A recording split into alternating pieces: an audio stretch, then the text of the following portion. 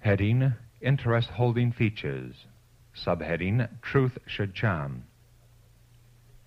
Let not your efforts be to follow the world's way, but to follow God's way. Outward display will not do the work of the Lord desires to have done to arouse the higher classes to a conviction that they have heard the truth. Do not divest the truth of its dignity and impressiveness by preliminaries that are more after the order of the world than after the order of heaven. Let your hearers understand that you do not hold Sunday evening meetings to charm their senses with music and other things, but to preach the truth in all its solemnity, that it may come to them as a warning, arousing them from their death-like sleep of self-indulgence. It is the naked truth that, like a sharp two-edged sword, cuts both ways. Those who in their work for God depend on worldly plans for gaining success will make a failure. The Lord calls for a change in your manner of labor. He desires you to practice the lessons taught in the life of Christ. Then the mold of Christ will be seen on all the meetings that you hold. Letter 48, 1902. Subheading, Creative Teaching. The Prince of Teachers sought access to the people by the pathway of their most familiar associations.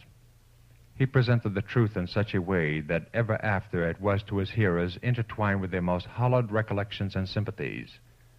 He taught in a way that made them feel the completeness of his identification with their interest and happiness.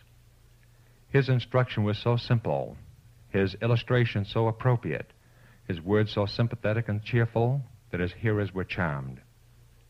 Christ drew many of his illustrations and lessons from the great treasure house of nature. He plucked a lily and pointed his hearers to its simplicity and marvelous beauty.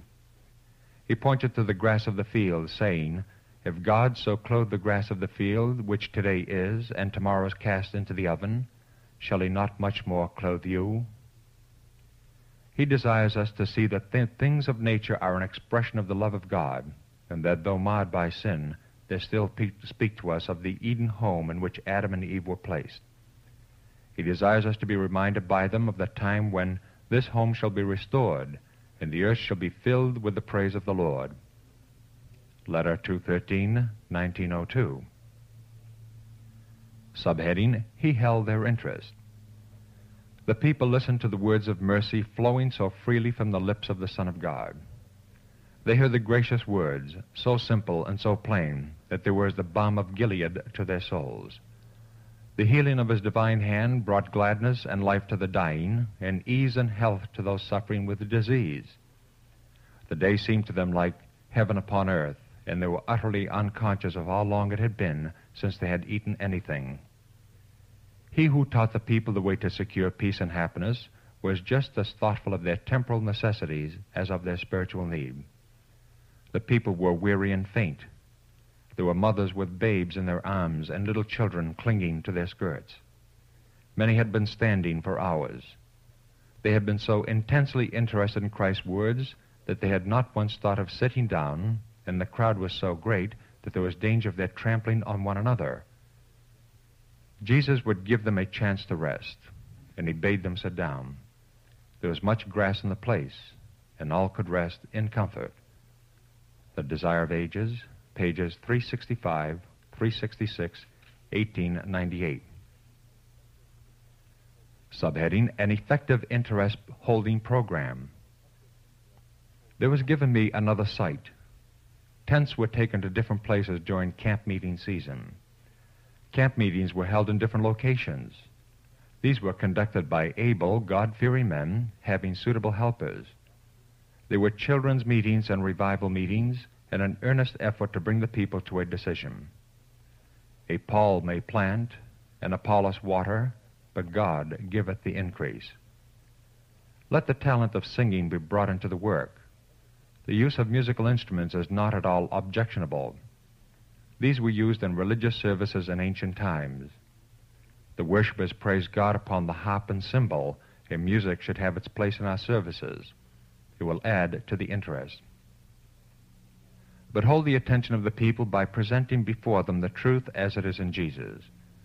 Keep before them the cross of Calvary. What called for the death of Christ? The transgression of the law. Christ died to give men an opportunity to become loyal subjects of his kingdom. Let there be short discourses, short and fervent prayers. Educate in regard to thorough, whole-souled service. Thorough consecration, much prayer, and intense earnestness will make an impression, for angels of God will be present to move upon the hearts of the people. Letter 132, 1898. Subheading, Variety of Evangelistic Attractions. At these meetings are gathered high and low, rich and poor, sinners of all degrees, and all hear the message of mercy given by the Lord's delegated servants. There is a variety of Bible subjects presented, and a variety of exercises during the meeting. Old and young are called, and the Lord impresses the hearts of the hearers.